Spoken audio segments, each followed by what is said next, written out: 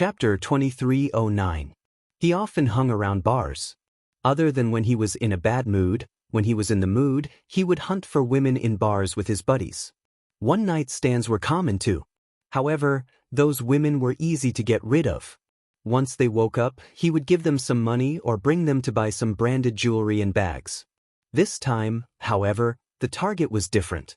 Song Enya, the daughter of the Song family, had a brother, Song Yunxi, and a father, Song Jinghua, the capital's mayor. Her mother had some ties with the Mu family. If the target was her, it would not be easy to get rid of her, let alone offend her. He even heard that this was her first time. First time? She was still a virgin? At the thought of this, Mu Yanqing's scalp turned numb. It was a huge blow. If she was not a virgin, it would be easy to get rid of her. He originally thought that a rich missy like her would play outside often. Even if such an embarrassing thing happened, it would not be so difficult to deal with. But now, Mu Yanqing's head was about to explode. Song Enya curled up in a corner and continued to cry helplessly. What should he do now? He did not know whether to comfort her or ignore her, so he could only sit there and watch her cry in a daze. Just as he was at a loss, he suddenly heard a series of hurried knocks on the door. Enya? Enya? Mu Yanqing's hearing was quite sharp. When he heard the sudden knocking, he turned his head abruptly, only to hear a woman's urgent and agitated voice outside. Enya, are you inside? Enya? Who's it? Mu Yanqing frowned, but behind him, he heard Song Enya crying even more heartbreakingly. She hugged her body, but her guilty conscience made her bury her face even lower. Mom? Is it Jiang Qiming? How did she find this place? Could it be that Song Enya called her? This? Mu Yanqing broke out in a cold sweat. At this moment, outside the door, Jiang Qiming, who did not get any response, became increasingly nervous and kicked the door. Enya, open the door. Enya, are you there? Your mother is here. Mu Yanqing gritted his teeth. Song Enya continued to cry and did not respond. He sighed. Although he knew that he was in the wrong with his personality, since he had done something stupid, he should face it. He couldn't just run away and wash his hands clean, right? Mu Yanqing suddenly got up and covered Song Enya with the blanket. After putting on his clothes, he walked to the door and opened it. Seeing the door open, Jiang Qiming hurriedly rushed in with her men. Behind him were a few servants and bodyguards from the Song family. Jiang Qiming rushed in hurriedly, only to see Mu Yanqing standing at the door in a disheveled state. She turned pale with fright. Yanqing? Hello, Auntie. He chuckled awkwardly. Why you here? The smile on Jiang Qiming's face faded when she saw the mess he was in. Song Enya's cries could be heard from the bedroom. Jiang Qiming's lips twitched as she hurriedly went to the bedroom. Mu Yanqing leaned against the door with a headache and rubbed his temples tiredly. As expected, half a minute later, he heard Jiang Qiming's agitated scream. Mu Yanqing, you bastard! Chapter 2310. Jiang Qiming's eyes reddened with anger at the sight of Song Enya's pitiful state. She rushed out of the bedroom and started hitting him. B*****. Mu Yanqing, you B*****. What did you do to my Enya? What exactly did you do to her? How did my daughter end up in such a state? Mu Yanqing did not retaliate, nor did he give any explanation. He just let her hit him. She was, after all, woman. How much strength could she have? Her punches landed on his body, but it did not seem to hurt much. Jiang Qiming, on the other hand, seemed to have gone mad as she hit him, grabbed his collar, and shook him. B*****. Say something. Why aren't you saying anything? Say it. What exactly did you do to my Enya? Our Enya is still a virgin. She's not married yet. Are you a beast? How dare you do such a thing to her? How can you ruin my daughter like this? B*****. And Jenny. Mu Yanqing could not take it anymore and reached out to grab her hand. Calm down. Jiang Qiming's face turned sinister when she heard that. She was so angry that she laughed. Mu Yanqing, are you a B*****? How can you ask me to calm down after such a thing happened? I'm already very calm that I didn't kill you for what you did to my daughter. Mu Yanqing, you must give me an explanation today, or else, even if I die, I'll take you down with me. Auntie, do you know the consequences of this matter? My daughter isn't married yet.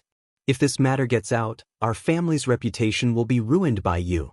Mu Yanqing, what exactly are your intentions to do this to Enya? Jiang Qimeng did not have the patience to listen to his explanation as she questioned him hysterically.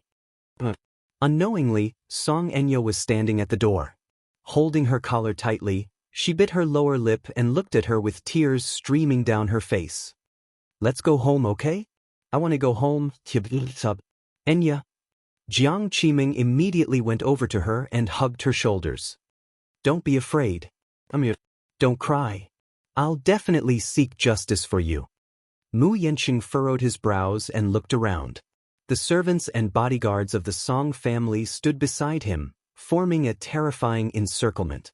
They stared at him covetously, as if he was a heinous bastard.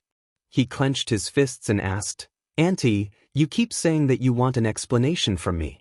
Then let me ask you, what explanation do you want from me? His reply made Jiang Qimeng extremely dissatisfied.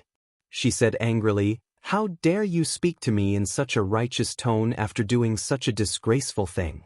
Mu Yanqing, you're too much. Song Enya tugged at her mother's sleeve and stammered, Brother Yanqing didn't do it on purpose. He got drunk last night and didn't do it on purpose. Jiang Qimeng glared at her daughter in exasperation and said, Enya, I know that you've always been reasonable. However, when such a thing happened, it was definitely not something that could be brushed off with an unintentional mistake. If you're a man, you should take responsibility for your wrongdoings. Song Enya was instantly embarrassed and wanted to cry, but no tears came out. What else can I do? Don't tell me you want Brother Yanqing to marry me? Chapter 23:11. Mu Yanqing's eyes flickered with uncertainty. Marry her? How could he do that? He was going to have a marriage alliance with the Lins. Marry her? What about Lin Shuya then? Although he and that spoiled woman parted on bad terms yesterday, it did not mean that he would give up on this precious opportunity. Besides, he had always treated Song Enya as his younger sister, so how could he possibly marry her? Mu Yanqing was filled with remorse. How did this happen for no reason? Jiang Qimeng was inwardly annoyed at his silence. Why is this lad so stubborn?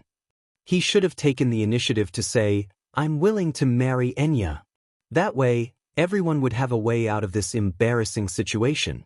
She could not possibly take the initiative to say, since you've done such a thing, I can only let Enya suffer a little and marry you. If she were to say that, it would seem very deliberate and shameless, as if she was hell-bent on marrying him. The Song family was, after all, a prestigious family. They could not possibly say such embarrassing things. The more she thought about it, the angrier she became. Mu Yanqing slowly said, Since it has already happened, we should think of ways to make up for it.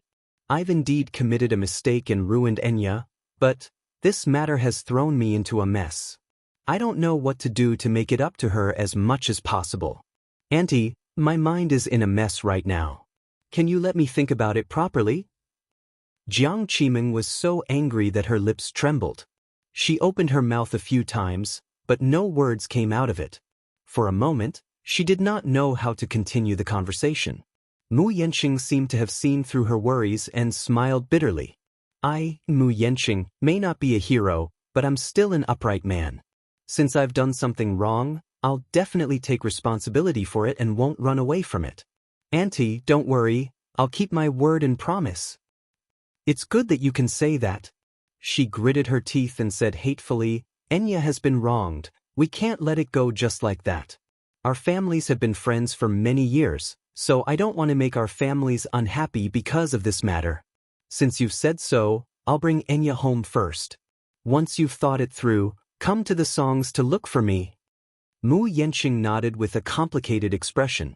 After the two left, Mu Yanqing let out a deep breath of cold air and walked to the shower room to take a cold shower with his clothes on. The heater was on in the suite and it was extremely hot. Coupled with the inexplicable ruckus earlier, Mu Yanqing felt that he had nowhere to vent his anger. Suddenly, he raised a fist and slammed it hard against the wall.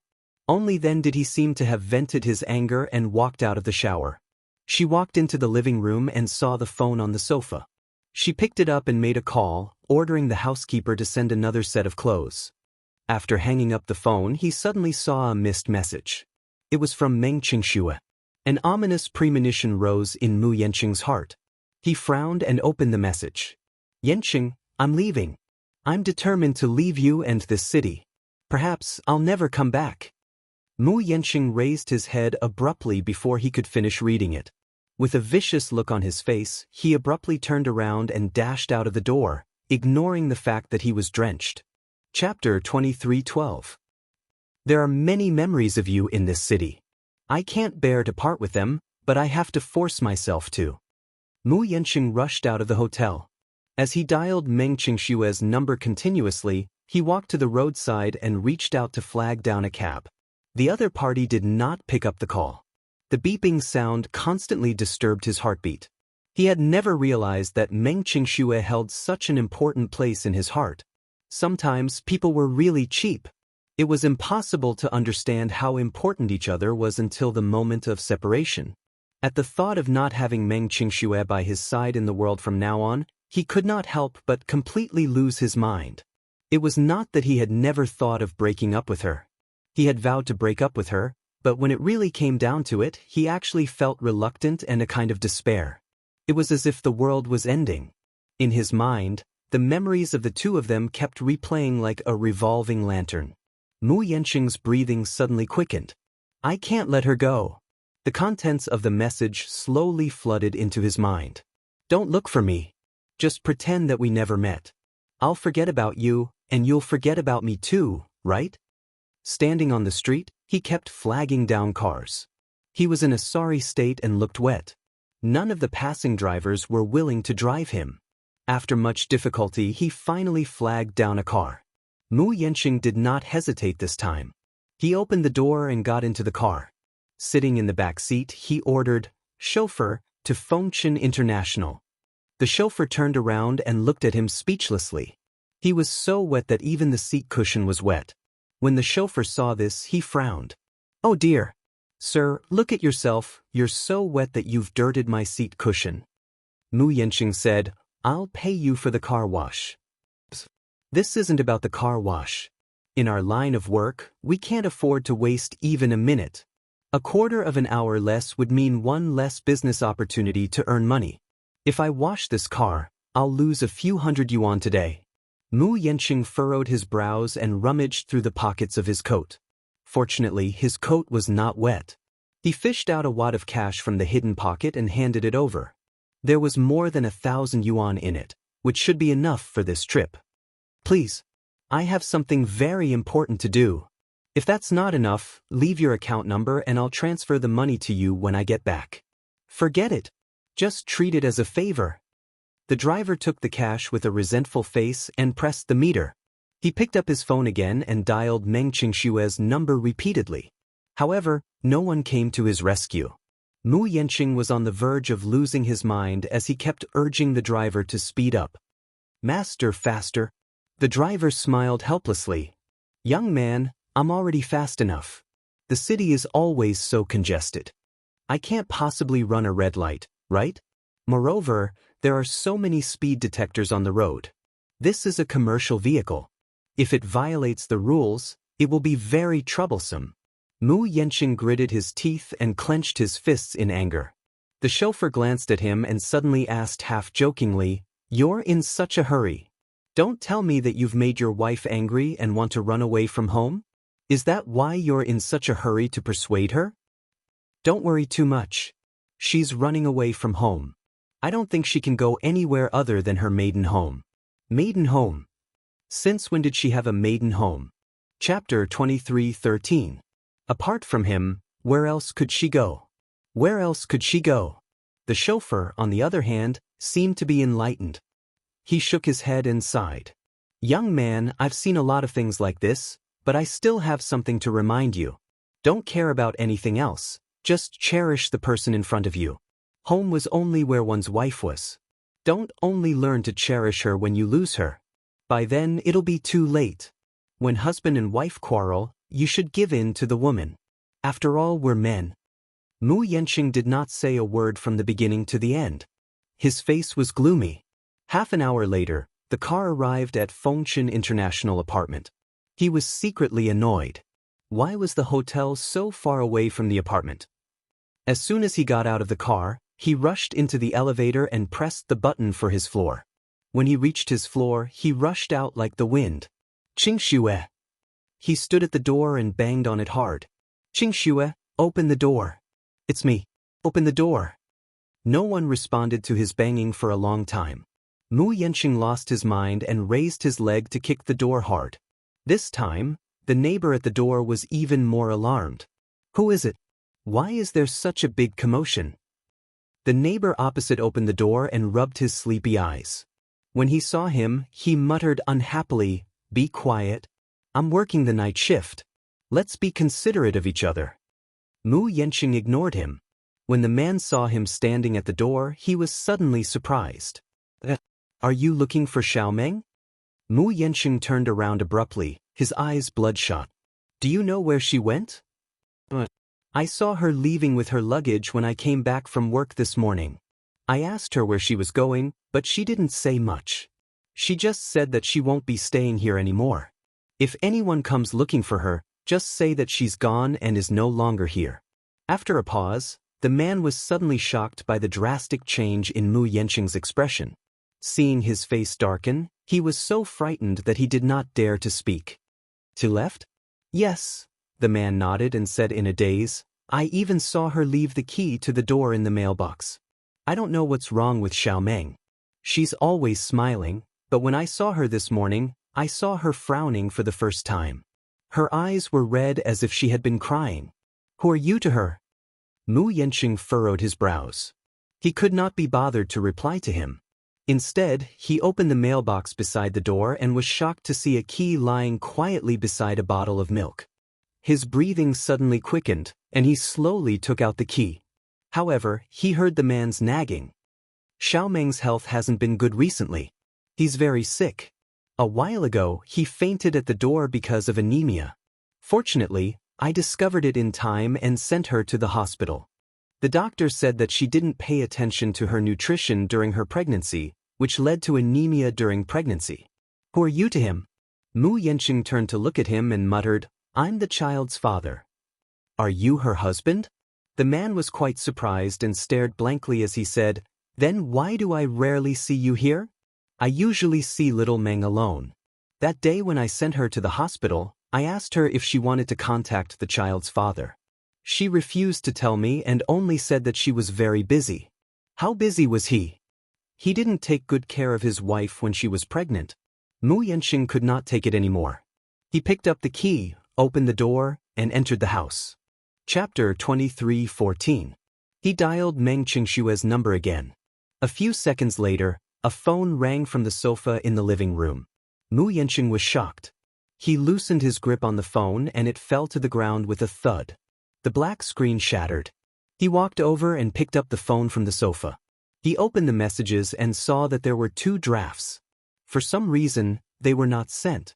Mu Yanqing's heart was empty and his expression was numb for a moment. He clicked on the text message and the words jumped out. His originally empty eyes suddenly focused.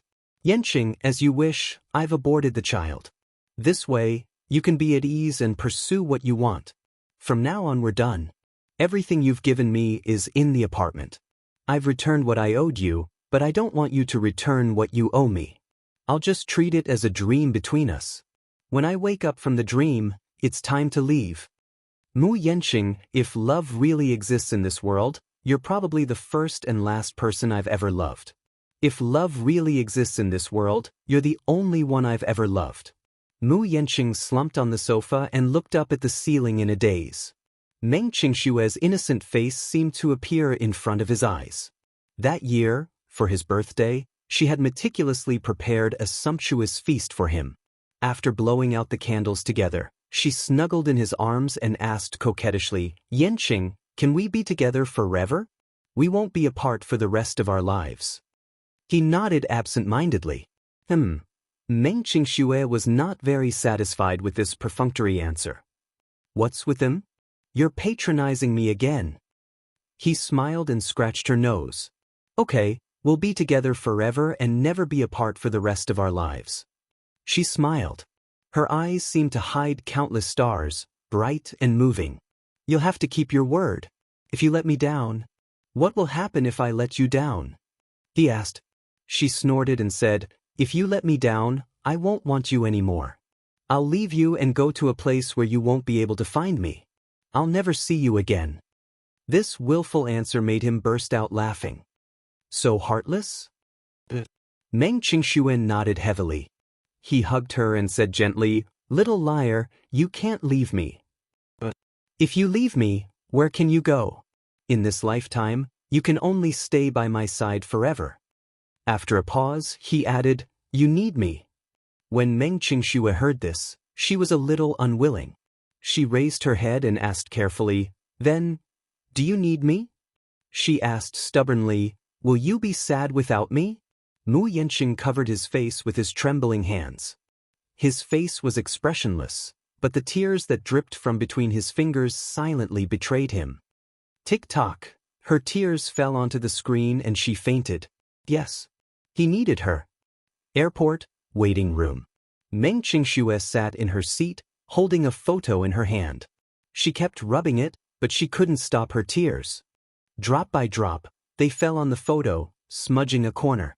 That was the only photo they took, and it was taken in the mall. It was a selfie. She pestered him relentlessly before he agreed to go into the small studio with her and take that one photo. Chapter 23:15.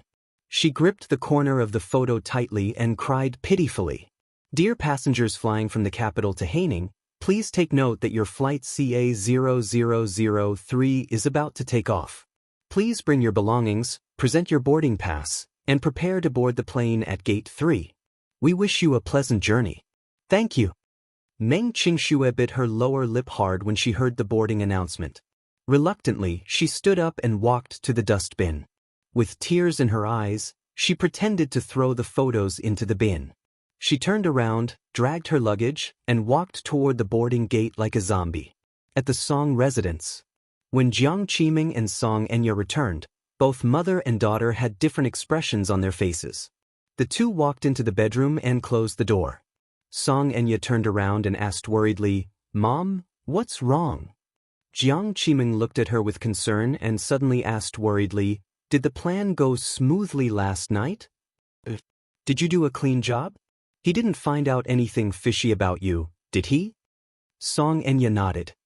He did as you said. He was unconscious after taking the medicine yesterday. In addition, he drank so much that he was already unconscious. Even if there were any mistakes, he wouldn't have found out.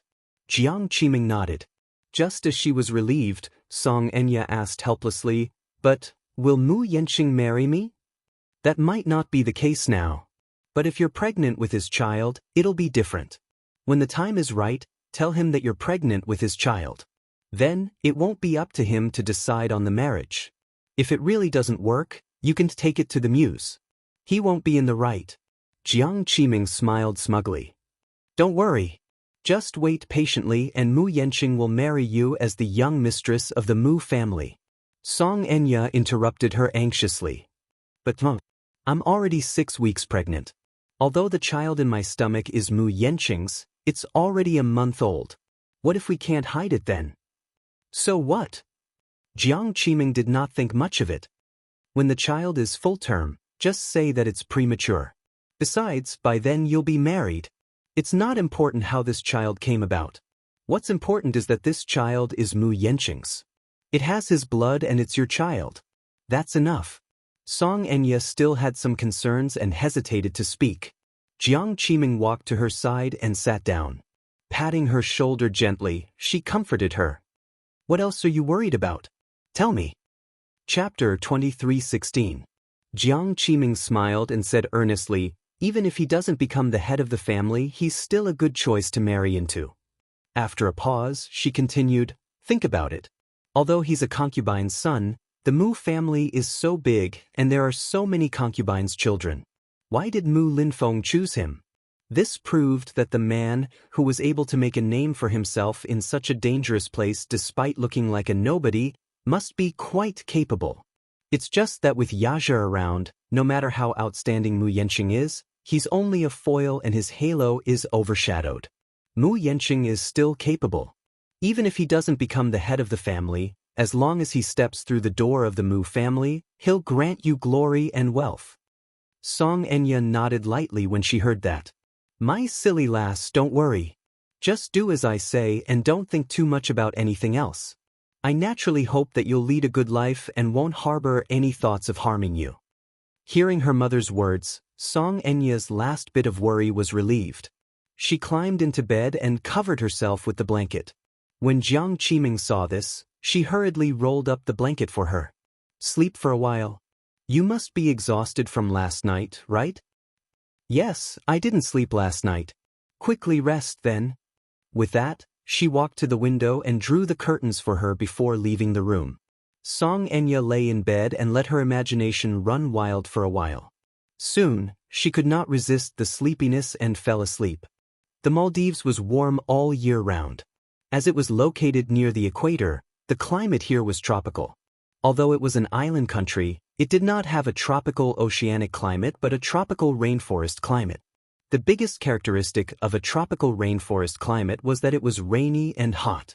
The Maldives only had summer, and the other 3 seasons did not appear at all.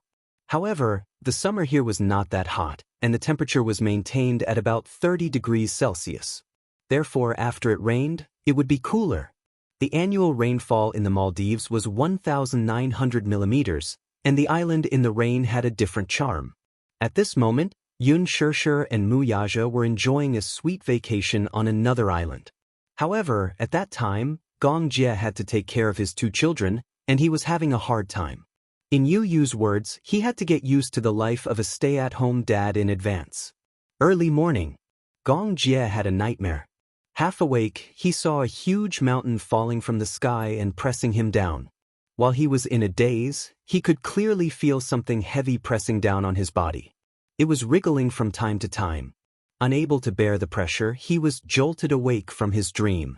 When he opened his eyes, he saw Yu Yu's enlarged face right in front of him. She blinked at him and giggled. Uncle, you're finally awake. Gong Jie's lips twitched. Ah, his vacation. What a disaster. He did not know if it was a good or bad thing to bring these 2 little lads along. The good thing was that these 2 little guys were by his side. When he brought them to play on the island, no annoying women came up to talk to him. It was not that he did not like women. It was just that he did not like women he was not interested in. However, the bad thing was... Chapter 23:17. Uncle, I'm so hungry. How long are you going to sleep for before you bring us to eat something nice? Xiao Yichen lay limply on the edge of the bed and grumbled pitifully. It turned out that he wanted him to bring them to look for food. Gong Jie covered his face helplessly. The veins on his forehead were bulging. Please, what time was it? Moreover, the hotel had prepared food. They could go straight to the restaurant. Yu Yu glared at him as if she had guessed what he was thinking. She said expressionlessly, Uncle, this hotel doesn't provide Chinese food. What time is it? Yu Yu reminded him, it's already 10:30. Hurry up and get up. Bring us to look for food. Yu Yu threw a pillow at his face. Gong Jie didn't even have the strength to push the pillow away. Why did he feel like he was an eagle? Early in the morning, Yu Yu and Xiao Yichen were like 2 little eagles, surrounding him and asking him to look for food. Sigh.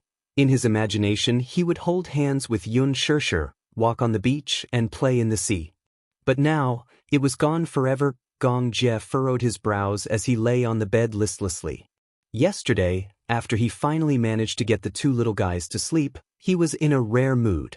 He went to the bar on the island and drank a few glasses of imported wine. When he returned to the hotel, he slept until now. He could hold his liquor, but after drinking he would sleep for a long time. In addition, he was jet-lagged recently.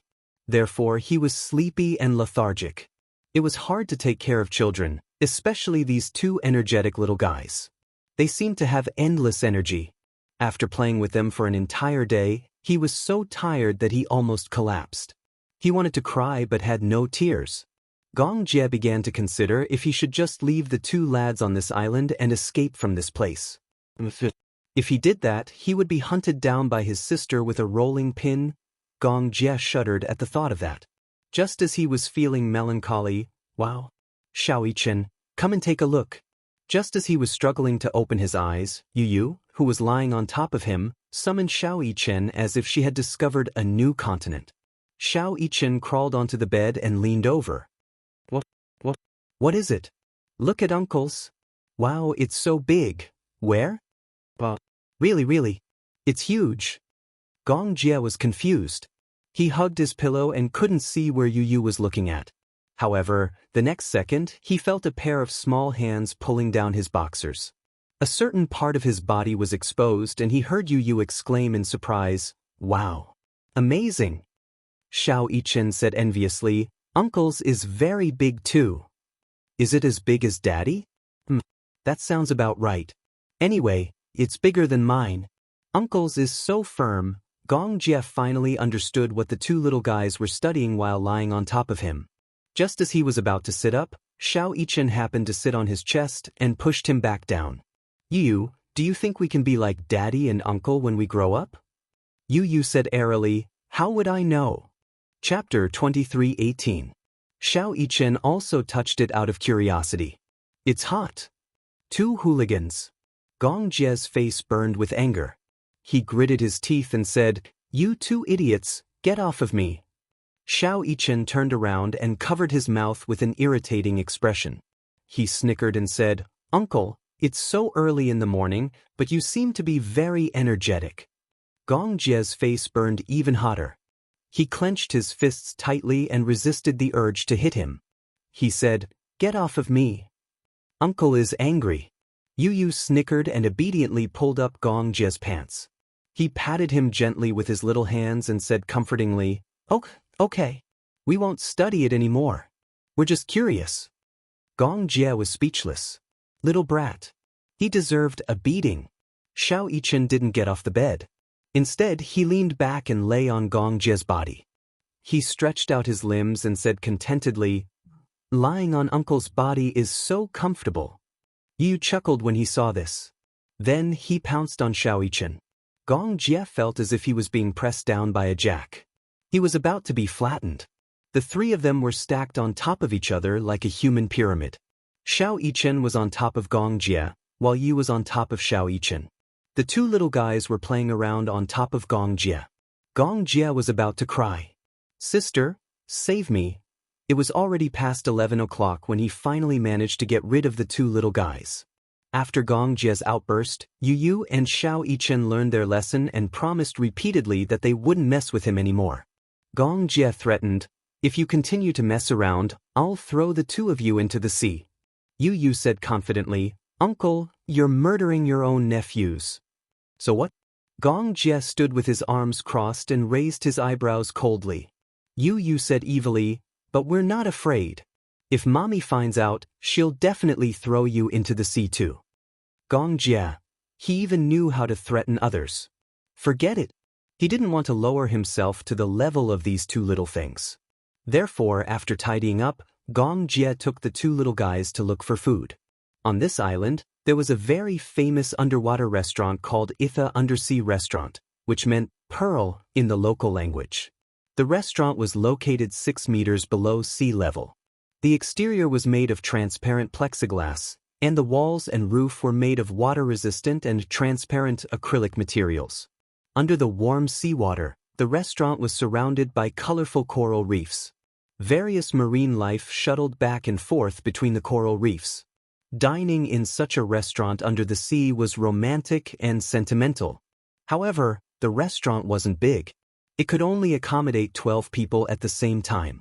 Moreover, it only provided lunch and dinner from 11 p.m. to midnight. Reservations were required 2 weeks in advance.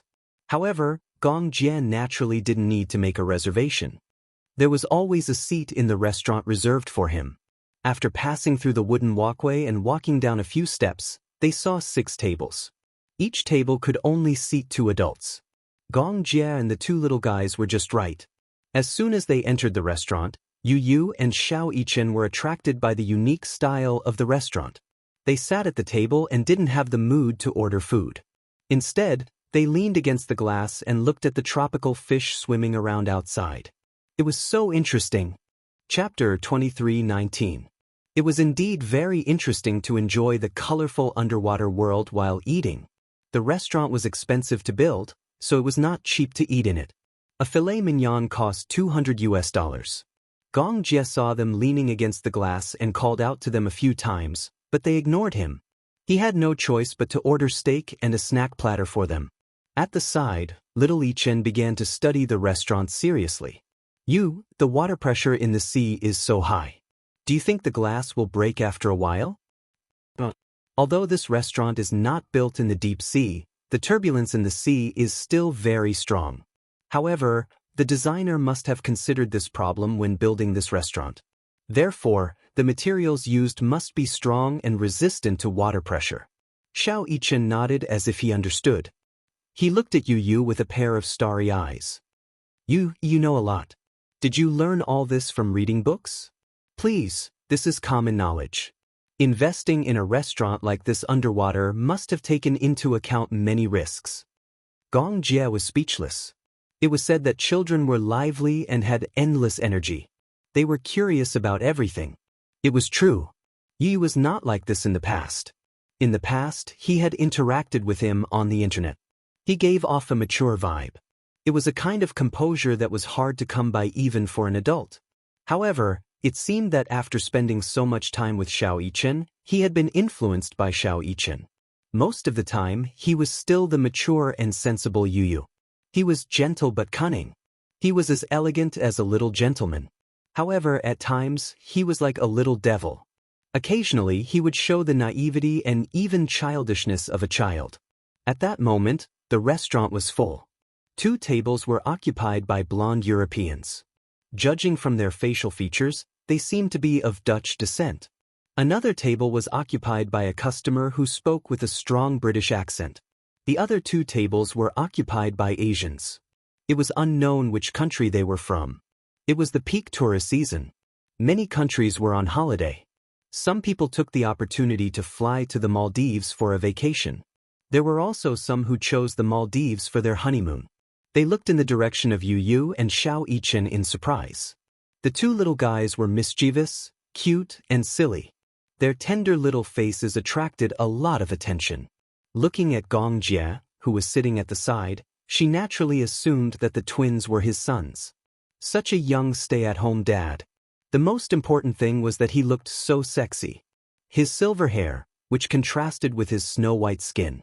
Although the Europeans appreciated wheat-colored skin, they were also attracted by his handsome appearance. One of them, a blonde woman with blue eyes, pointed at Gong Jie and exclaimed to her companions in surprise. The other woman, however, smiled and said, "You look so handsome, he's so perfect for silver hair." Chapter 23:20. Unfortunately, Iftus not marry dithing Kaifel in love number. God you recrazy. You know I can trust to handsomen. The conversation between the 2 women fell into Yu's ears. He turned around, glanced at them, and snickered. Xiao Yichen noticed his strange expression and asked curiously, "What's wrong? Do you see the 2 women at the table over there?" Yu pointed. Xiao Yichen looked in the direction he was pointing and coincidentally met the gazes of the 2 women. The 2 blonde women greeted him in a friendly manner. Hi. Hi. Xiao Yichen shyly retracted his head. He wasn't fluent in English and only knew the basics. However, Yu was different. Just now, he had heard every single word of the conversation between the women. They were secretly talking about Uncle just now. Yu snickered. Gong Jie looked up and raised his eyebrows in confusion. What's wrong? Uncle, didn't you hear them? They were talking about you just now. Gong Jie casually flipped through the magazine on the table, but he didn't seem to care. What did they say? They thought that we were your sons. They even said that if you weren't married, they would have taken the initiative and started a romantic relationship on this island. Xiao Yichen opened his mouth in shock. So bold. Yu imitated the extremely affectionate expressions of the women from just now and said, "You know, I can't resist handsome men. After he finished speaking, he sized up Gong Jie's handsome face. Uncle, I didn't expect you to attract so many women. Gong Jie retorted expressionlessly, if being handsome and sexy is a sin, then I can't be forgiven. Cough cough. Xiao Yichen made a lively expression to reflect his narcissism. Gong Jie glared at him. Isn't this the truth? Xiao Yichen said truthfully, Uncle, men should be more reserved and not be too narcissistic. Look at me, I'm so cute at such a young age. Do I talk about it as often as you do? I'm low-key, so I don't talk about it. Gong Jie was speechless. Shameless. He admitted defeat. Yu glanced coldly at the two of them and his lips twitched. Shameless. Yu smiled and said, Uncle, don't think I don't know that you're using Xiao Yichen and me as a shield. But that's strange. Don't you look forward to a beautiful encounter on the island? A romantic encounter in the Maldives sounds great. In the 2 days since they arrived on the island, every time they appeared in bars or crowded places with Gong Jie, they could feel the hot gazes of the blonde, blue-eyed women with hot figures shooting at Gong Jie. Chapter 23-21. This abnormal reaction had once made him doubt his uncle's sexual orientation. He remembered one time when a sexy woman had mustered the courage to approach him. Gong Jie had immediately hugged the two little lads in his arms and replied in fluent English, Sorry, I'm married. Xiao Yichen did not understand. Yu, however, understood. He was using them as a shield. As they joked around, the waiter served the dishes. Just as he placed the steak and some snacks on the table, the waiter conjured a red rose out of thin air and presented it to Gong Jie as if by magic. Gong Jie raised his eyebrows in confusion. The waiter bent over like a gentleman and pointed to the seat where the blonde woman had been sitting. He replied politely, Honorable sir, this rose is a gift from the lady sitting at table 3. I hope you enjoy your meal. After he finished speaking, he left leisurely. Gong Jie, however, coldly placed the roses aside. Yu said, Uncle, you're too cold. The lady appreciates you. Aren't you going to do anything? Gong Jie replied, I'm not interested in women. Xiao Yichen choked on his fruit juice. He widened his eyes in surprise as if he had seen an alien. Yu glanced at the rose and then looked at Gong Jie's cold expression. He said quietly, Uncle, your reaction is very suspicious. I'm starting to wonder if you like men. This time, it was Gong Jie's turn to choke. He coughed lightly and took a napkin from the side to wipe his lips. He glared at him coldly. Your uncle's sexual orientation is very normal. But you clearly said that you're not interested in women. I don't like women with big breasts.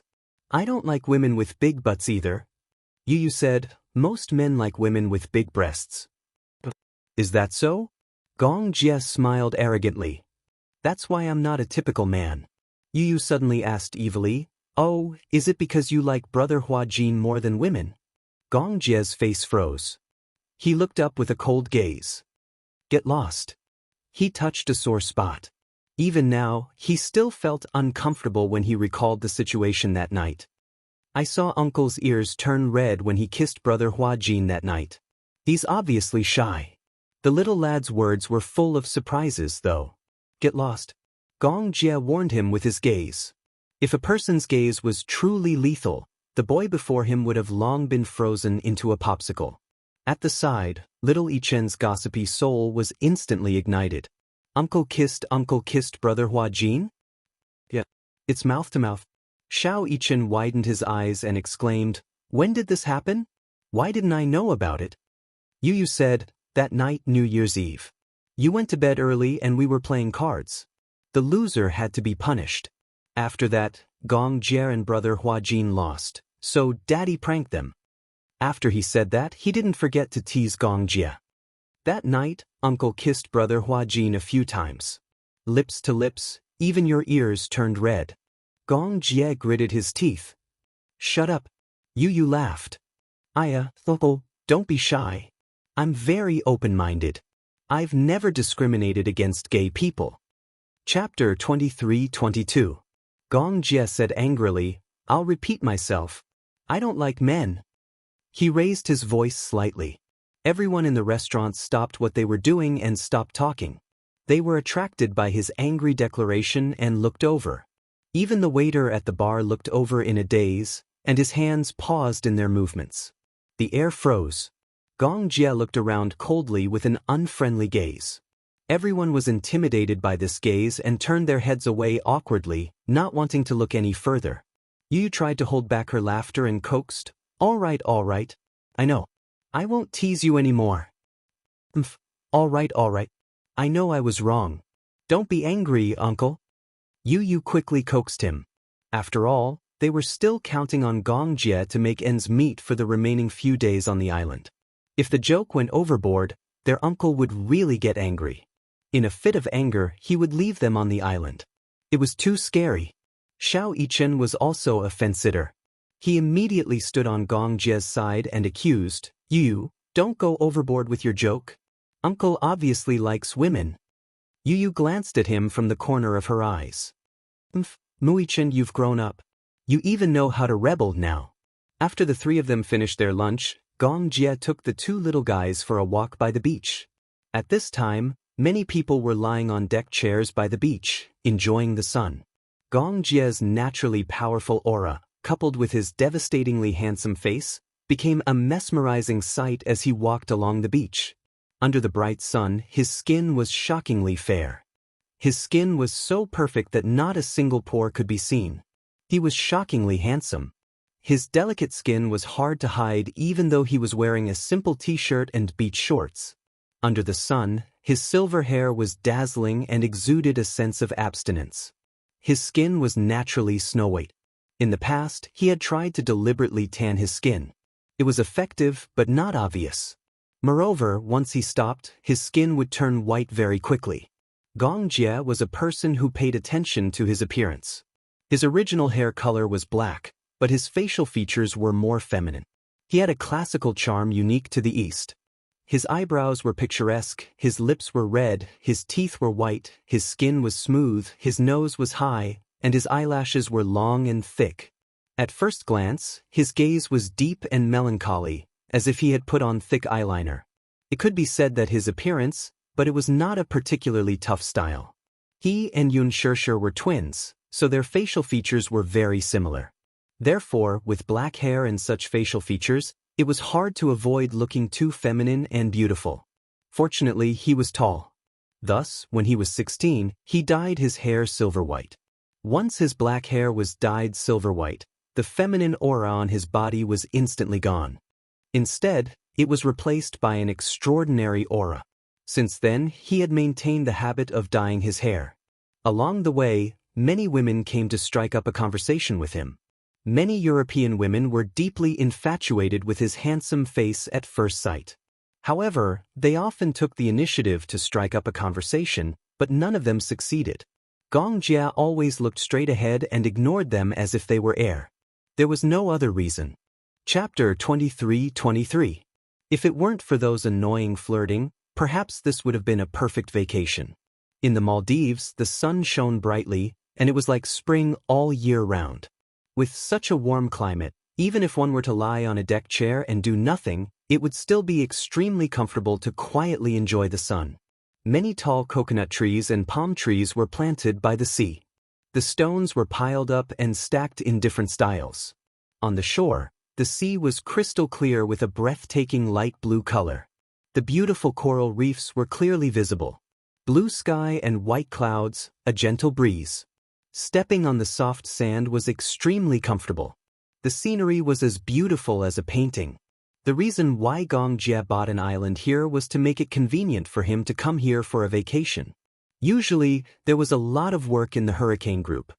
He was originally in charge of all the affairs in the European market. However, some time ago, after he took over half of the affairs in the African market, the pressure was overwhelming. The flames of war in Africa were incessant and frequent, and orders were increasing day by day. He flew all over the world. Every day when he woke up, he was either flying in the sky or floating on the sea. Because of the advantage of freight, orders for arms were often transported by cargo ships. Generally speaking, there were many ways to transport arms. Cargo planes, large trucks, cargo ships. However, cargo planes did not carry a lot of cargo, and the passage of cargo planes was often very cumbersome. Cargo ships could carry a lot of cargo, and there were ports all over the world. Therefore, he often sailed on the sea for many years. He still remembered one time, when he led a cargo ship through the Indian Ocean, they encountered a group of pirates and engaged in a fierce exchange of fire. This group of pirates had a lot of people. They were the pirates of the Indian Ocean. They were notorious for committing all kinds of crimes. When they encountered a cargo ship passing by, they would forcibly stop it, board the ship, rob, and indiscriminately kill the innocent. Many cargo ships encountered this group of bandits, but most of them were useless. In the end, the only result was that the captain and sailors on the ship were all killed and their bodies thrown into the sea. The cargo ship was directly hijacked by the pirates. Later, these pirates became more and more rampant, and their notoriety spread far and wide. Many cargo companies were terrified and most of them avoided this route. Gong Jie was fearless. What a joke! How could the cargo ships of those cargo companies compare to his cargo ship? The cargo ship was full of arms, and the entire cargo ship was equipped with anti-aircraft guns, rocket launchers, and torpedoes. Whoever dared to stop it was courting death. As long as the cargo ship hung the flag of the hurricane group, no pirate dared to stop it. But that time, something happened. That time, the strong wind at sea blew the flag away. The cargo ship did not hang the flag, and the cargo ship passed through the Indian Ocean. Naturally, the pirates came to cause trouble. The two sides exchanged fire. Gong Jie killed every last one of the pirates, but due to the intense exchange of gunfire, some of the cargo ship's equipment malfunctioned, so they had no choice but to stop at an island not far away. This island was an uninhabited island in the Maldives. Gong Jie thought that the scenery here was pretty good and thought that it would be nice to come here for a vacation in the future. Thus, he bought the island and developed it into this scenic island after a series of developments. The uncle and nephew trio basked in the sun comfortably. Gong Jie was wearing sunglasses as he enjoyed this rare moment of tranquility. Chapter 23-24. Under the sunlight, a necklace on Gong Jie's collarbone was extremely eye-catching. It shone with a mesmerizing light. Yu noticed the pendant. He had always seen Gong Jie wearing this pendant. It never left his body. He thought that there must be a special meaning to it. Hence, he tiptoed over to Gong Jie's recliner. Seeing that he was wearing sunglasses, he did not know if he was sleeping or awake. Hence, he secretly lifted the pendant. The round pendant seemed to be able to be opened. Yu opened it and found that the pendant was actually a mini photo frame. In the photo frame, there was a round photo. There were two pictures. One was of two children snuggling together with bright smiles on their faces. Yu recognized at a glance that the children in the photo were his mother and uncle when they were young. From the looks of it, the two children in the photo were about 7 years old. However, Gong Jie was not as tall as he was now. He was even shorter than Yun Shishir when he was young. Yun Shishir hugged the 7-year-old Gong Jie and made a V sign. Her lips were red and her teeth were white. She was smiling brightly. Gong Jie, on the other hand, seemed a little shy. He leaned his head on Yun Shishir's shoulder and looked at the camera. His smile was a little shy and reserved, but his eyes were clear and bright. His black hair was soft and beautiful, falling obediently to his temples. Under his bangs, his eyebrows were gentle, and he looked like an obedient little lamb. He was wearing a snow-white shirt and a small bow tie. He looked elegant and cute. One of his small hands was hugging Yun Shishir's waist, while the other hand made a V sign. However, he did not know if it was because he was shy or for some other reason. His 2 fingers were slightly curled up, and he looked shy. Yu muttered in his heart, "Uncle was clearly very cute when he was young. He even looked a little like me." The miraculous thing about genes. But after he grew up, how did he grow up to be a little devil? He was black-bellied, unruly, and insufferably arrogant. In his mind, a little Gong Jie and the Devil King were standing together. One was as cute and innocent as a lamb, while the other had his hands in his pockets, wore a pair of sunglasses, and had a head full of silver hair. He looked sharp and imposing. He was like a completely different person. Yu looked at the other photo. In the photo, a young woman was sitting by a flower bed, twirling a Chinese rose in her hand. She had a gentle smile on her face. She had a face that was very similar to Yun Shishir's. She was gentle and beautiful, and her eyes were like a painting. Especially her pair of black eyebrows, they were like the clouds in the distant mountains, and her eyes were like water. Her straight black hair, without any adornment, was just like a waterfall, slanting from her shoulders and gently sticking to her back. Occasionally, a few strands would fall to her temples, but it made her look even more charming and moving. Yu Yu sighed again. Genes were such a wonderful thing. He recognized her at a glance. This woman was probably his mommy's mommy, his grandmother. He could tell. His grandmother and his mommy were both very fond of Chinese roses. Perhaps it was also because his grandmother liked Chinese roses that his mommy had been meticulously raising a patch of Chinese roses in the back garden. Xiao Yichen leaned over and took a look. His eyes widened in surprise. Is this grandma when she was young? Yu Yu nodded, his gaze warm. Xiao Yichen said, Grandma was also a great beauty when she was young. Nonsense. Yu Yu flicked his forehead. Otherwise, how could mommy be so beautiful? Chapter 23-25. It was no wonder Uncle always carried this pendant with him. He must have missed Grandma a lot, right? Xiao Yichen glanced at the photo of Gong Jie and Yun Shishir standing together. Looking at how shy Gong Jie was as he snuggled up in Yun Shishir's arms, he suddenly said in disdain, I didn't expect Uncle to be a little kid when he was young. It's hard to imagine how short and small he was. What did Uncle eat to be so tall? Yu Yu also said bitterly, I want to know too. I feel like Uncle was shorter than me when he was young. Xiao Yichen said, but Uncle is about the same height as Daddy now. Daddy is 189 centimeters. Gong Jie heard their discussion and opened his eyes. He took off his sunglasses and glared at them unhappily. Who said I was a little kid? I was tall when I was young. Some boys were older than me by a few years, but they weren't as tall as me. Yu Yu raised the pendant in front of his eyes and pointed at the little kid snuggling up in Yun Shishir's arms. No matter how tall he wasn't as tall as mommy. Gong Jie saw him pointing at the photo and glanced at it. His face suddenly turned red and he coughed awkwardly. He was inexplicably shy. Yu Yu didn't know whether to laugh or cry. Uncle, why are you so shy for no reason? Xiao Yichen added, because he got slapped in the face for bragging. He kept saying that he was tall when he was young, but in the photo, he was clearly much shorter than mommy. Gong Jie muttered, that short one isn't me. Yu Yu said, huh. Xiao Yichen was also shocked and stared blankly. He said noisily, if it wasn't you, then who was it? Could it be mommy? Gong Jie's expression was a little strange. He looked away awkwardly and said helplessly, yeah, the one with short hair is your mommy. Yu Yu and Xiao Yichen heard this and their little mouths formed an O shape. Disbelief was written all over their faces. Yu Yu said in a daze, then, the one with the pigtails is you? Xiao Yichen said in disbelief. Gong Jie closed his eyes and admitted reluctantly, yeah. It's me. 0. Lying next to his uncle, Yu Yu curiously imagined the scene. In her mind, little Gong Jie secretly took out a dress from Yun Shishir's wardrobe and put it on. He compared it in front of the mirror, then climbed onto his grandmother's dressing table and clumsily smeared lipstick on his mouth. Goosebumps rose all over Yu Yu's body. Pervert. No wonder. No wonder he wasn't interested in women. Yu Yu was speechless. So Uncle was a transvestite when he was young. Xiao Yichen stabbed him again. Pervert. Gong Jie said innocently, how is that possible? I've never liked to wear dresses, but, at that time, I had no choice.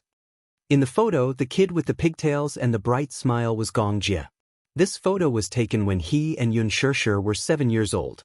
At that time, Yun Shishir had always dressed him up as a girl. It wasn't a bad taste. Speaking of which, it brought back a bitter but happy memory. At that time, Mu Qingcheng left the Mu family pregnant and only had a small amount of cash on her. Chapter 23-26. Her work was tough, and she had to leave early and return late at night. Once, she was so exhausted that she almost had a miscarriage. She gritted her teeth and had to take several injections to prevent miscarriage. Only then did she manage to keep her 2 children. From then on, she did not dare to work too hard. Seeing that she was pitiful, the hair salon's boss reduced the intensity of his work. Perhaps he was interested in her. After all, a young and beautiful woman, who was alone, could not resist a man's lust even though she was pregnant. A few months later, Mu Qingqing gave birth to twins. In the ward, the hair salon's boss diligently served her tea and water. Later, he even held her hand and confessed to her that he wanted to marry her as his concubine. Of course, Mu Qingqing wouldn't agree. Hence, the hair salon's boss had a rush of blood and went home to divorce his wife. In the end, while she was still in confinement, the hair salon's lady boss came to her rented house and broke everything in it. She hardened her heart and left that small county with her 2 children, who were not even a month old. It was hard to imagine how tough life must be for a widow and an orphan. As she did not do a good job during her confinement, her health deteriorated rapidly. She was short of money after giving birth, so she went to work at a nightclub. With her sweet singing, she was able to feed herself. However, she was inevitably disturbed by all kinds of men when she was in a place of debauchery. There were CEOs and ordinary salarymen. Most of them were nouveau riche who had been demolished. This was nothing much, though. In those few years, Mu Sheng had never given up on searching for her. In order to avoid the Mu family's eyes, she had moved from city to city. If she were to count, the number of times she had moved was no less than the number of times she had moved with both hands. For as long as he could remember, Gong Jie's deepest memory of his childhood was the life of a vagrant. Often, not long after settling down in one city, he would move to another as if he were fleeing from a disaster. His impression of his home was too vague. He vaguely remembered one time when he and Xianxia were woken up in the middle of the night. Mu Qingqing carried them in her arms without a care for anything else. She left everything behind and hurriedly left with only her documents and the little cash she had. At that time, they had only moved to this city for 3 months. Because they had just moved, other than a bed, there were a lot of small appliances and daily necessities in the rented apartment, which was a temporary addition. Naturally, they were not new. Mu Qingqing had brought them to the second-hand market to get them. The table lamp's current was unstable and would flicker from time to time. The black and white TV with a big belly, if one did not tap on the back. At that time, Mu Qingqing lived frugally. She bought fresh vegetables from the market in the morning and gave them to the children. She, on the other hand, would go to the market in the evening. When it was about to close, she would buy the stale vegetables that the vendors didn't want. She would come back and copy them. Then, she would eat with relish what the children ate in the morning. In 3 years, Mu Qingqing had lost a lot of weight. And that night, he didn't know what had happened. As if being hunted down, Mu Qingqing carried them, abandoned everything in the rented house, boarded a long-distance bus overnight, and left in a hurry. Chapter 23-27. That was what he and a few of his close friends had saved up after selling mineral water bottles, discarded cardboard boxes, and advertising paper. He had always wanted to buy a pair of beautiful high heels for his mother when he had enough money. At that time, a pair of high heels cost 30 yuan. He had saved more than 5 yuan. At that time, this was probably all he had. The young Xianxia, on the other hand, could only helplessly hug him with teary eyes. The books, pencils, and pretty dresses her mother had bought for her. Even though they were bought cheaply from the market, they still looked beautiful on her. Xiao Jie circled around her and exclaimed, "Sister is like a fairy. Like a fairy." However, they had left in such a hurry that the clothes were left behind in the rented house. "Mommy, why did we run away?" The young Gong Jie asked, perplexed. Mu Qingqing only said, "Because that person came looking for us." "Is he a bad guy?" "Yes.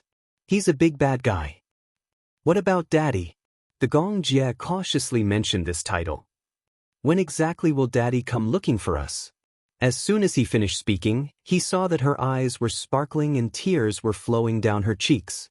Frightened, he quickly wiped them away with his small hands.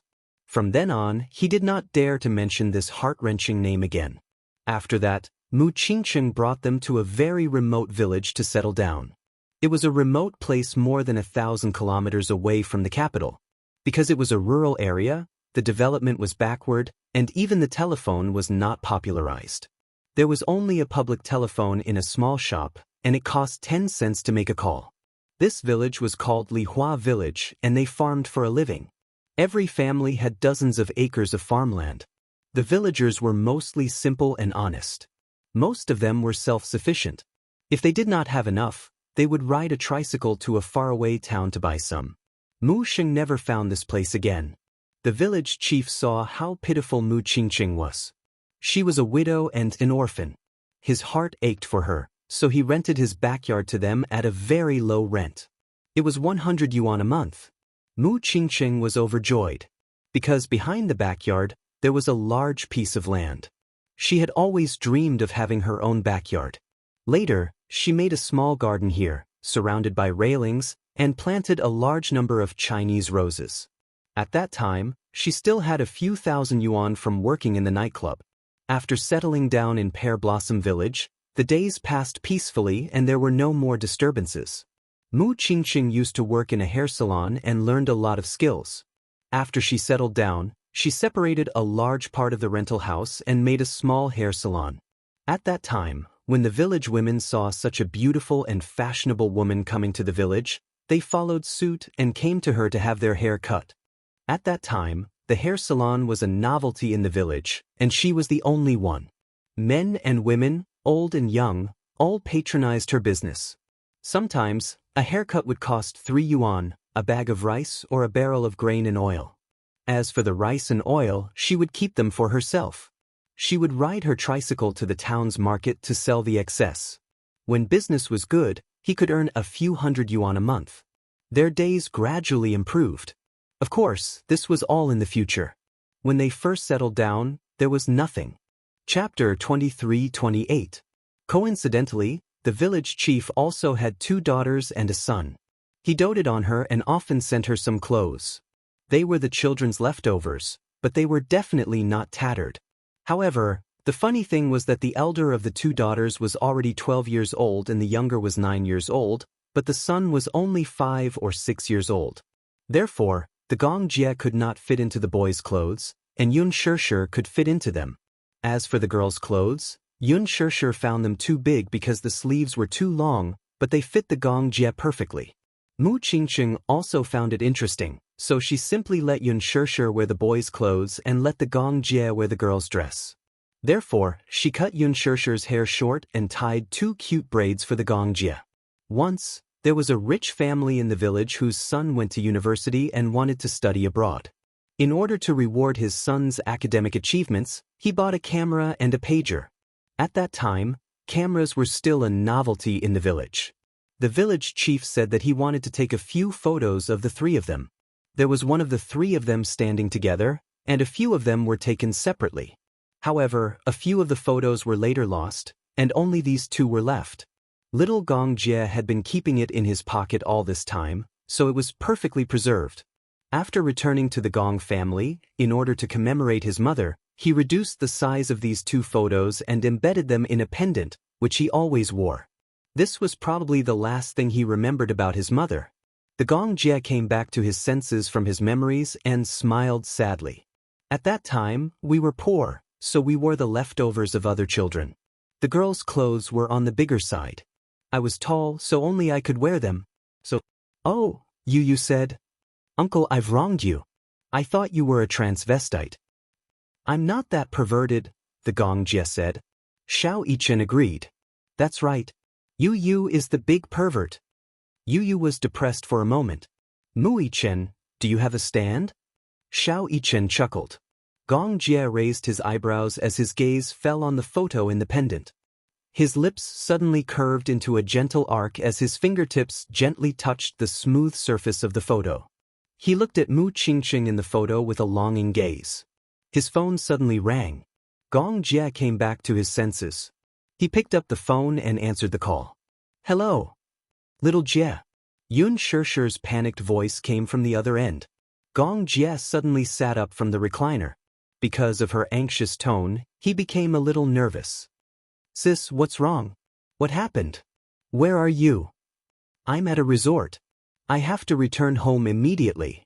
What about you? Are you coming back with me or? What happened? Gong Jie was a little uneasy. Yun Shirshir was silent for a moment. Her breathing was slightly hurried. Something happened to my dad. He's in the hospital now. We have to rush back immediately. What? Yu and Xiao Yichen looked at Gong Jie's unpredictable expression and looked at each other in confusion. After he put down the phone, the two little guys fought to be the first to ask, "What happened? Was it Mommy on the phone?" Gong Jie nodded and looked at them. "Something happened to your grandpa. He's in the hospital now. We have to return home immediately." The two little munchkins were shocked. Something happened? He was in the hospital? What happened that was so serious? Chapter 23-29. Yun Shirshir and Mu Yaja were taking a stroll on the beach when a hasty overseas call came in, causing her to break out in a cold sweat. "Shirshir, I'm your aunt. Where are you now?" Yun Shirshir instinctively wanted to hang up the call when she heard that it was from her aunt. She no longer had a good impression of this woman, so her reply was unavoidably cold. "I'm on vacation overseas." Her aunt did not seem to mind her cold tone and sounded very anxious. "It's like this. I'm calling you because your father is in the hospital. Can you rush back to the country immediately? Your uncle and I have pooled together a sum of money for the medical fees, but we really can't afford it. The hospital has been urging us, so can you come back immediately?" Yun Shirshir was shocked. "Hospital? Is he sick?" No, her aunt seemed to have received quite a shock as well. Her voice was trembling with fear. "I only found out about this after receiving a call from your uncle. As your uncle's legs are inconvenient, Qing Miao and I rushed over to send your father to the hospital." He. She laughed and even emphasized that they were the ones who sent Yun Yeqing to the hospital. Yun Shirshir panicked. "What exactly happened to my father? Tell me clearly." "Shirshir, don't panic. It's like this. Your father was splashed with concentrated sulfuric acid on his way home from a night shift. He's still in the emergency room right now. I heard from the doctor that your father has many burns on his body. It seems that he was splashed with sulfuric acid head-on, especially on his face. His life is still in danger." Yun Shirshir's breathing suddenly quickened. Sulfuric acid? And concentrated sulfuric acid at that. Who was it that was so ruthless? Her father was usually kind and never made enemies, so he did not offend anyone. Who on earth was so deranged to do such a vicious thing? Mu Yaja knew how serious this matter was. Without another word, he booked the earliest flight.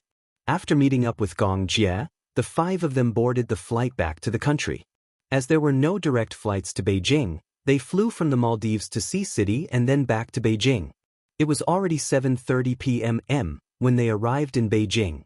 It was rush hour now, so they wasted a lot of time on the way to the hospital by taxi. By the time they reached the hospital, Yun Yeqing was still in the operating theater. Yun Shirshir did not care about Gong Jie and Mu Yaja behind her. She squeezed into the elevator and went up to the floor where the operating theater was located.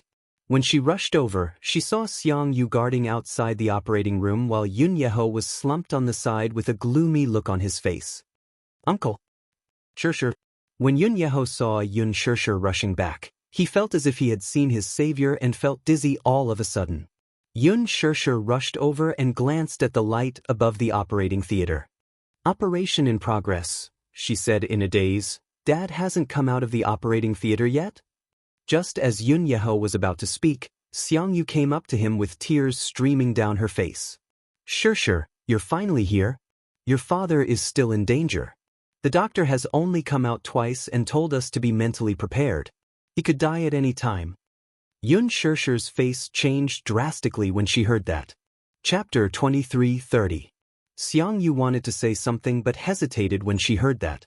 Under her father's glare, she shrank to the side in grievance and kept quiet. Behind them, Mu Yaja and Gong Jie arrived with the two little lads. He walked over with a solemn expression. Seeing Yun Shirshir's desolate expression, he was about to ask her something when the door to the operating theater suddenly opened. The doctor walked out and, upon seeing so many people, immediately asked, "Are all of you the victim's family members?" Xianxia went up to him anxiously. I'm his daughter. How's my father now? The doctor said tiredly, it's hard to say. He's still in the emergency room. Go and settle the medical bills first before we can proceed with the surgery. Xianxia nodded. Mu Yaja immediately said, I'll go and settle the medical bills. Xianxia nodded again, but her eyes had become hollow. Gong Jie could not help feeling sorry for her when he saw her in a daze. He walked over and put his arm around her shoulders to comfort her. Sis, don't worry. It's especially at times like this that you need to be calm to deal with the next problem. Okay. Xianxia nodded solemnly. She had to calm down. Yeho said, your father is still in the emergency room and is still in critical condition. What's more important now is for us to stay calm. If we lose our composure, your father will have no one to rely on. Xianxia was heartbroken. What exactly happened? Why did they say that he was splashed with sulfuric acid for no reason? Who did this? Who did this? Yeho let out a long sigh and shook his head. I don't know either. I don't know which D*MNB* star did this, either. Splashing someone with sulfuric acid is too cruel. Too cruel. This incident happened last night. Last night, Yun was working the midday shift and only got off work at 10 p.m. As usual, Yeho was waiting for him at home. However, last night, until past midnight, there was still no sign of him. He called several times in a row, but no one answered. After waiting for a long time, Yeho could no longer sit still, so he pushed himself out of the house in his wheelchair. As soon as he stepped out of the door, he heard a commotion not far away. He curiously rushed over, only to find a group of people surrounding a person lying on the ground. They were shaking their heads, sighing, and calling the police. It was so crowded that not even a drop of water could trickle through. Yeho was not in the mood to meddle in other people's business, but he heard someone exclaim in surprise, isn't this the family from room 203? I've seen him a few times. His surname is Yun, what's his name again? His heart skipped a beat when he heard that. He immediately squeezed through the crowd and found the unconscious man lying face down in a pool of blood. No one dared to touch him. Some people said that the small bubbles around him were concentrated sulfuric acid. If they touched it, they would get burned. They had to wait for the police and ambulance to arrive. Yeho's face turned as white as a sheet upon hearing that. Concentrated sulfuric acid.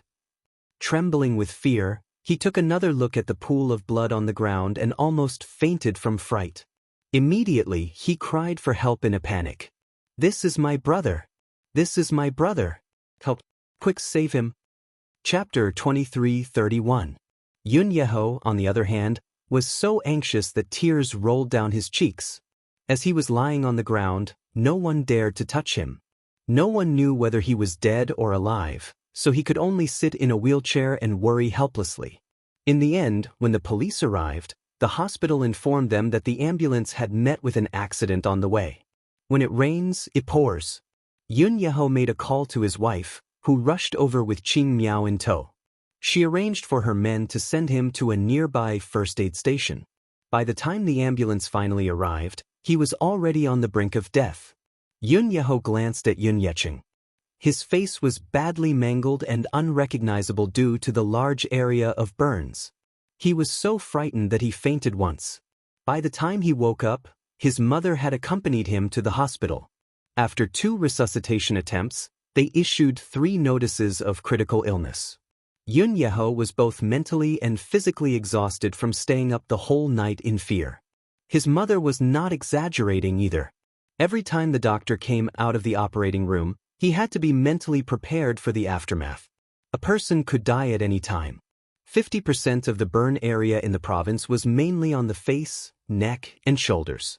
His condition was still very unstable, and his life was not out of danger yet. The most serious injury was not the disfigurement but the burns on Yun's face. Due to the inhalation of sulfuric acid, the poison had entered his blood. After all, the burned area was close to the trachea, so the chemical fumes from the burns could cause lung damage. Even though the tracheotomy had been done, he was still on a ventilator. Furthermore, his liver and kidney functions were damaged. His condition was not good. After entering the infection stage, it was all up to fate. The sulfuric acid had probably entered his mouth, but no one knew if it had burned his throat. The scary thing was that even if he managed to survive, he would still be in great pain for the rest of his life. Who did this? Xianxia stared at the operating lights with a cold expression. Who did this? Has the culprit been caught? Has he been arrested? Yunyeho shook his head in despair and choked out, "And no, if this happened in the neighborhood, we should be able to catch the culprit through the surveillance cameras, right?" Xianxia asked agitatedly, "Dad doesn't have any enemies. Who could do such a cruel thing? When I found him, he was already like this. Until now, there has been no news from the police station.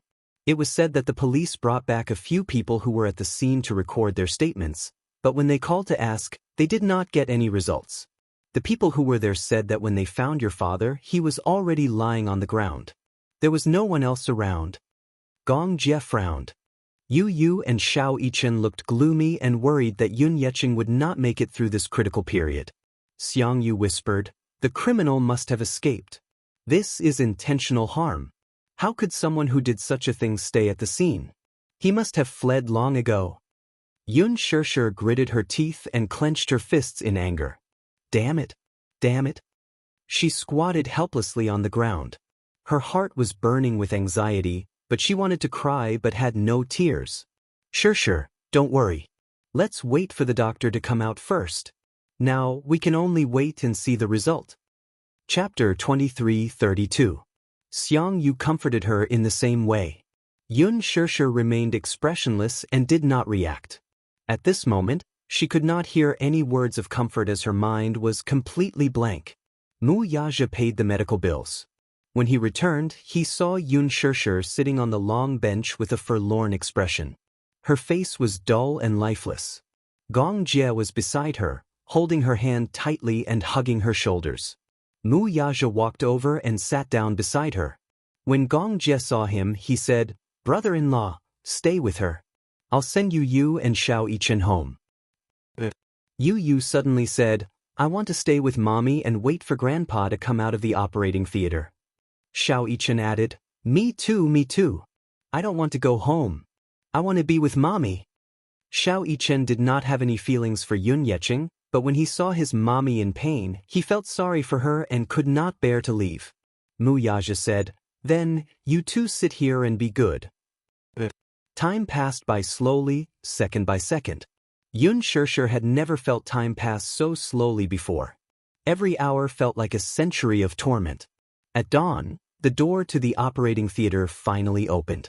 When Xianxia heard the door opening, she jumped up from the long bench and went up to the doctor worriedly. "Doctor, how is it? Is my dad okay?" The doctor removed his mask and sighed. "His life is not in danger for now, but he hasn't passed the critical stage yet. He needs to be transferred to the intensive care unit for observation. His life could be in danger at any time." Xianxia opened her mouth and held her breath. She mumbled, "Is it that serious? I'm already very optimistic about the outcome." The doctor shook his head. "The burns are too serious. Because of the concentrated sulfuric acid, his face has been burned beyond recognition. His eyelids are gone, both sides of his nose are missing, his facial features are severely deformed, and his internal organs are damaged.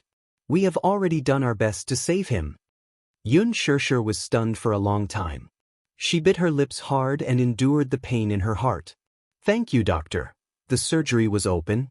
A group of medical staff pushed the ward towards the elevator. A group of people rushed to the intensive care unit and saw a few nurses and doctors busying themselves.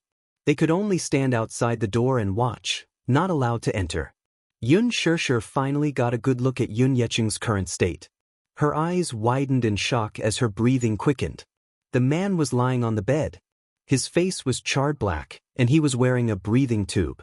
He was completely lifeless. Tubes were inserted all over his body. Occasionally, one could see his exposed skin covered with white ointment. One could imagine how tragic his appearance would be before the ointment was applied. Xianxia did not dare to think too deeply about the mangled state of his body. When Xiangyu arrived with Yun Yeho in a wheelchair, the latter could not stop his tears from falling when he saw his father's unrecognizable appearance in the ward. God bless him. He's still alive. God bless him. Xiangyu comforted him. Don't worry, Yeho.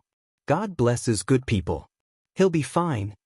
Finally, he said something reasonable, although it sounded a little pretentious. Yun Yeho only glanced at her and did not say a word. Gong Jie said, Sis, you go back and rest first. I'll stay and look after him. Yun Xianxia stubbornly shook her head. No, I want to stay and look after him. Chapter 23:33. Gong Jie tried to persuade her. Mu Yaja added, If you're really worried, I'll stay here with you. Even if you're not tired, the kids are tired. If you keep holding on like this, the kids will be worried about you. Yun Xianxia glanced at Yu Yu and Xiao Yichen who were sitting at the side. She saw that they couldn't hide the heartache on their faces, so she nodded. I've already booked 2 rooms at the hotel next to the hospital. This is the room card. Gong Jie passed the room card to her. Yun Xianxia took it and was still worried. If he wakes up or if there's any news, inform me immediately. Mu Yaja nodded and said, Okay, don't worry. I'll go to the police station later to find out more about the situation. Yun Xianxia was relieved. She held the hands of the 2 kids and walked away, looking back repeatedly. It was not until Yun Xianxia and the 2 little kids disappeared at the end of the corridor that the smile on Gong Jie's face faded a little. He narrowed his eyes slightly. Suspicious, very suspicious. Mu Yaja glanced at him suspiciously. Gong Jie said, Is there any news from the police station? Mu Yaja pondered for a moment. The preliminary suspicion is that it's a robbery. Robbery? Gong Jie sneered. What evidence do you have? Generally speaking, it's only when there are no clues that it's a robbery. Mu Yaja said expressionlessly, The efficiency of the police station is low. What kind of clues can they find in such a short time? I just sent someone to take a look at the scene.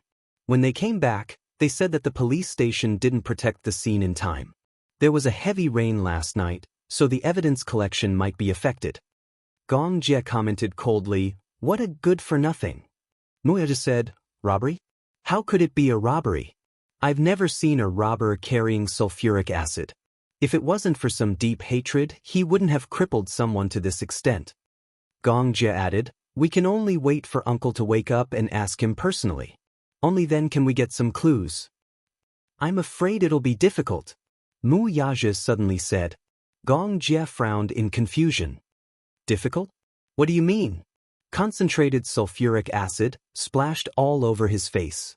According to the doctor, he inhaled a lot of sulfuric acid.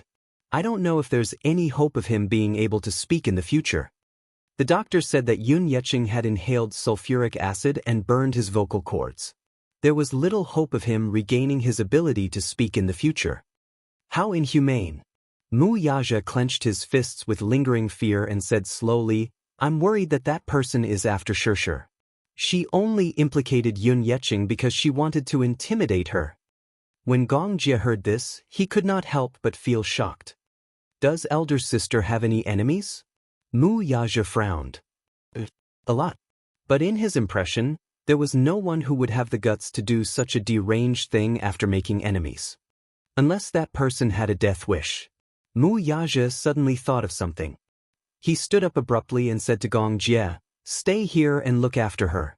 I'll make a trip to the police station. Gong Jie glanced at his watch and asked, Is there anyone at the police station now? This matter must be investigated immediately. Someone has to come even if there's no one. With that, he got up and left.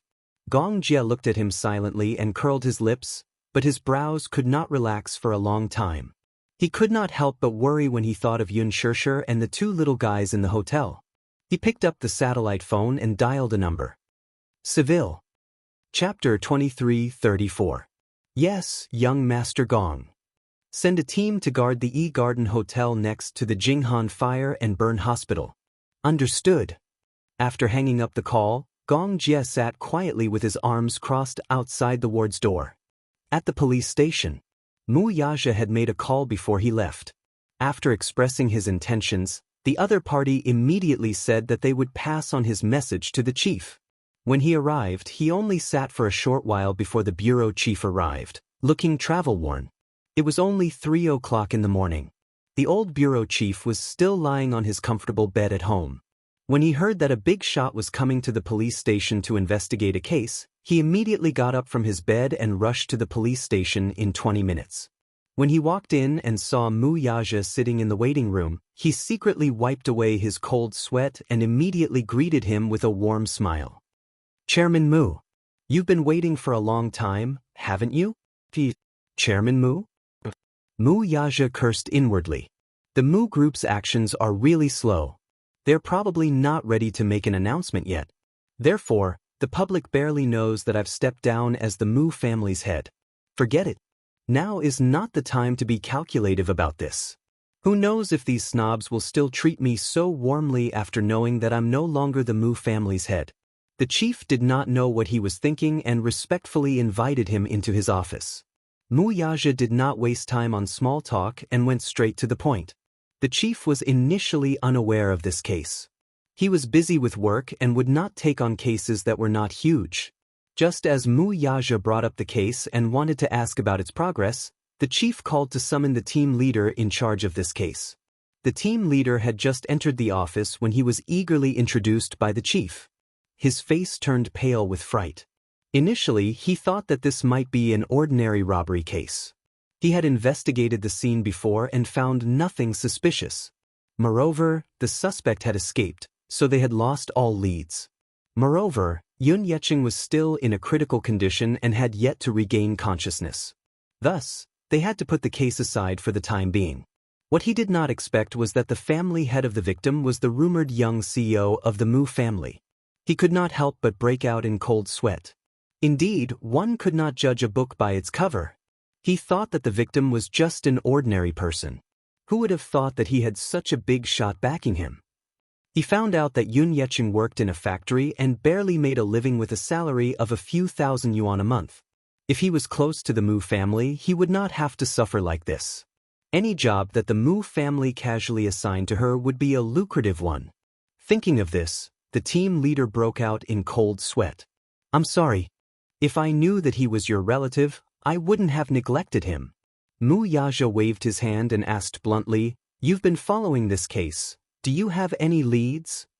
"There's no suspicious clue." Chapter 23:35. After a pause, he asked guiltily, "If I may ask, so Mu, is the victim awake now?" He said, "He just came out of the emergency room. He's still in critical condition." Then, Mu Yaja continued, "If you want to get clues from the victim, I'm afraid it'll be a little difficult. His vocal cords are burned, and his injuries are serious. It'll be difficult for him to speak. I'm afraid we'll have to wait a little longer." "This is going to be difficult." "Difficult?" Mu Yaja said coldly, "The culprit has escaped. If we let him go, there may be a second or third victim. Shouldn't the most important thing now be to find the culprit and bring him to justice?" It sounds simple, but it's still difficult to execute. The police are not gods, after all. Plus, after the incident last night, there were many obstacles in collecting evidence. The clues were cut off, and we can't find anything even if we force ourselves to investigate. Mu Yaja's face became colder. The bureau chief coughed heavily and glared at him. The young captain then realized that his words were too rude, and he lowered his head helplessly. "Are there no surveillance cameras in the neighborhood?" "Yes." "Then why don't you get them?" The captain said helplessly, "There are surveillance cameras, but the neighborhood where the incident happened has been around for a long time. It was built in 1988, and now it's been a few decades. Many of the surveillance cameras have fallen into disrepair and are no longer functional. We also went to the property management to get the surveillance cameras. Other than the garage, the entrance, and some other important places with new cameras, the place where the incident happened to be in the blind spot of the surveillance cameras. We couldn't capture anything." The bureau chief pondered for a while, then suddenly said, "Time the victim was attacked, and get some of the surveillance footage from the entrance of the neighborhood. See if we can find any suspicious people coming in or out." The captain shook his head. "We planned to do that from the beginning. But after watching the surveillance for a few hours, we didn't see any suspicious people coming in or out. How is that possible? The bureau chief was shocked.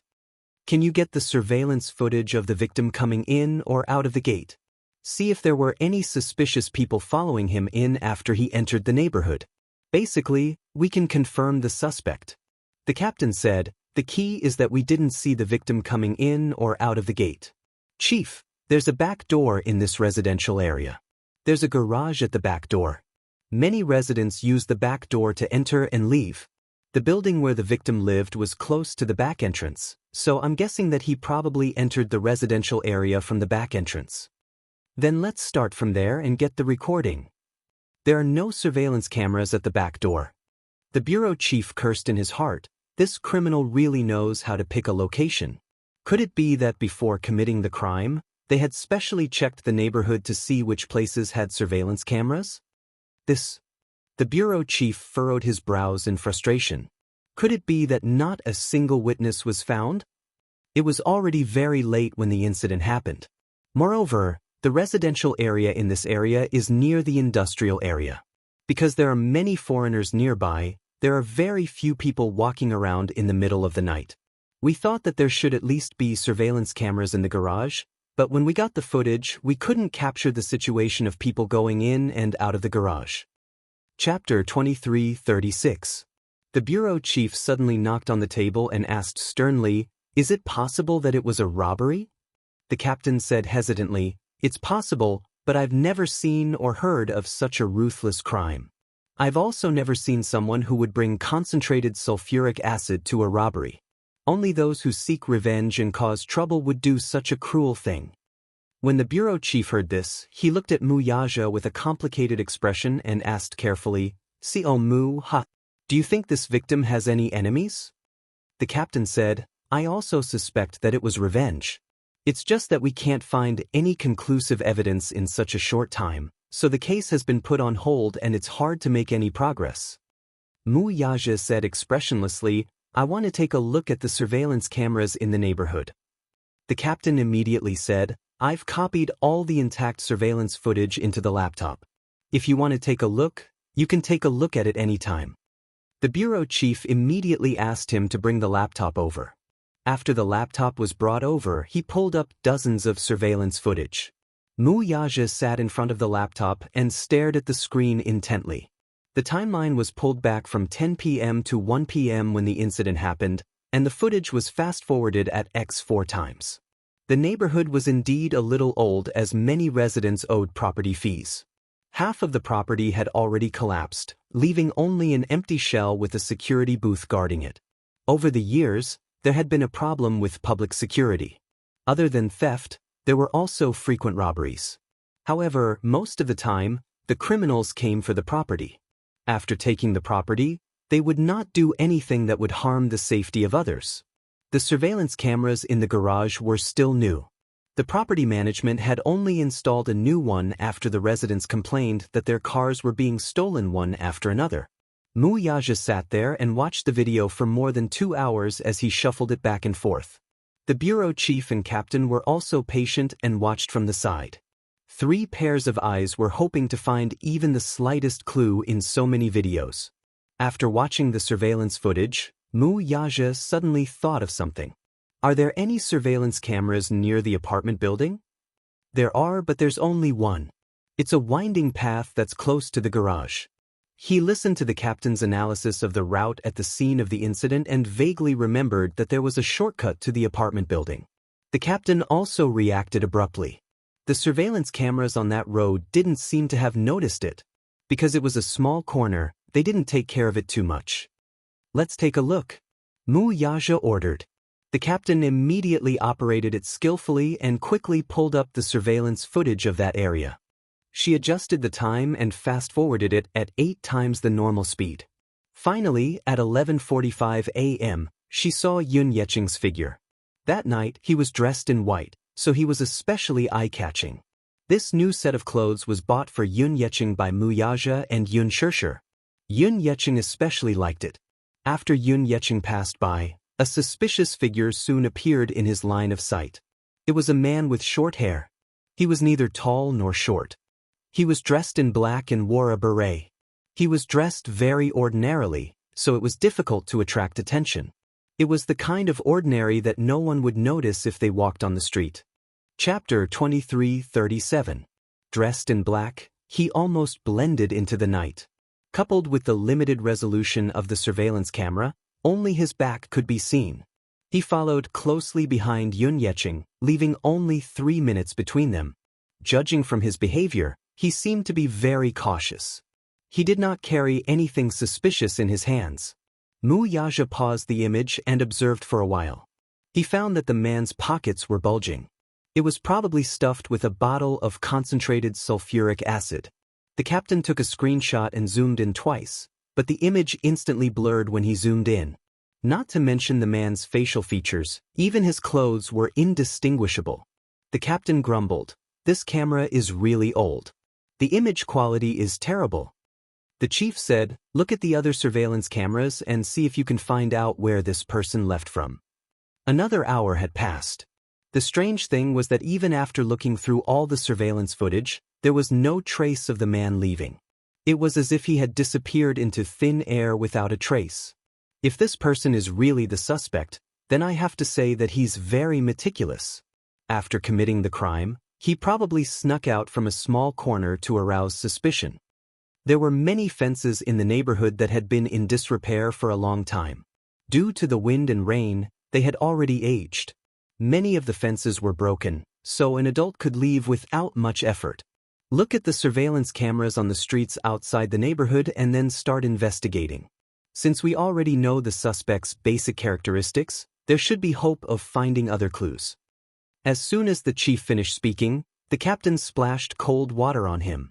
This neighborhood is not far from the industrial area. Many of the roads nearby are provincial roads. Some of the roads don't even have illegal surveillance cameras, let alone security cameras. Therefore, there are often cases of robbery and theft around this neighborhood. There are dozens of cases in a year. However, because the rent is cheap, many factory workers rent here. This was going to be tricky. It was difficult to make any progress just by knowing the suspect's basic characteristics. It was impossible to draw a criminal portrait just by looking at his back. In addition, there were no eyewitnesses. If they wanted to continue investigating this case, they could only rely on the victim's words to make further inferences. Return without any results? How was that possible? Basically, they didn't find any strong clues, but they still had to exert some pressure. Mu Yaja exerted a lot of pressure on the bureau chief and ordered him to have a lead on the case within 10 days. Even if they did not find the culprit, they had to at least determine the scope of the investigation. How could the bureau chief dare to offend this great Buddha who was practically omnipotent in the capital?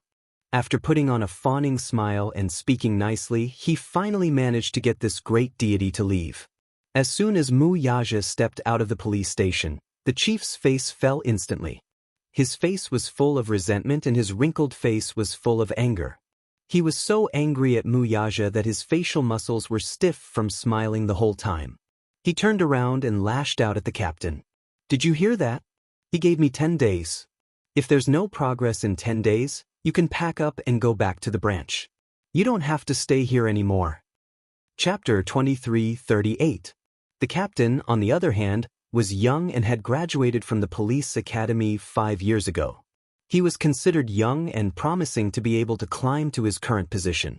However, he was full of resentment when such a huge amount of pressure was placed on him. He thought to himself, "If every case could be solved so easily, I wouldn't be sitting in this lousy position anymore. Do you think all cases are so easy to solve? These big shots are really interesting. With just a few words, they gave us a deadline, and they want us to solve the case within the stipulated deadline. Even if I were Sherlock Holmes, I wouldn't have such great ability." The bureau chief glanced at him. How could he not know what he was thinking? He said coldly, "Don't look at me. Just look at me. There's nothing on my face. Even if you see through my face, you won't be able to solve the case. Do you hear me? 10 days. Don't bother about the other cases for now. Just focus on this case. If you can't solve it, don't come and see me. Do you hear me?" "Yes." When Yun Shirshir woke up, it was already 1 in the afternoon. The two little guys were still sleeping soundly. Yun Shirshir couldn't bear to disturb them, so she sneaked into the bathroom and called Gong Jie. On the other end, Gong Jie had just picked up the phone, but he didn't sound tired at all. "Sis, you're awake?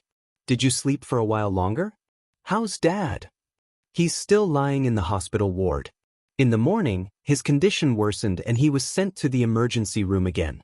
He's out of there now." Yun Shirshir's heart skipped a beat.